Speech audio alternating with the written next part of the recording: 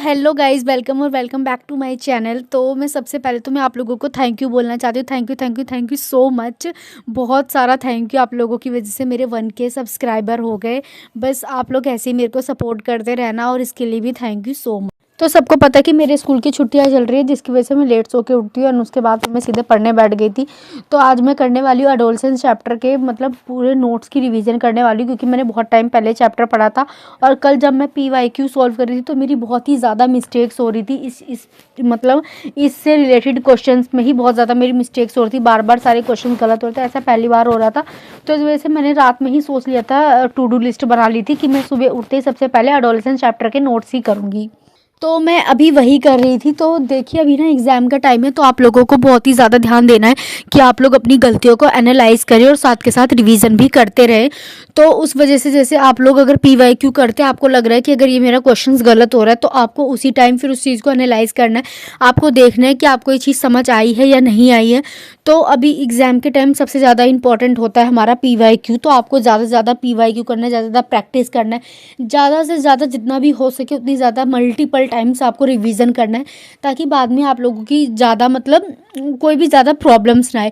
बहुत सारे लोगों का पेपर इस वजह से भी छूट जाता है, या तो उनके पास टाइम मैनेजमेंट वो लोग नहीं कर पाते, या तो उन्होंने मल्टीपल टाइम्स प्रैक्टिस नहीं करी होती।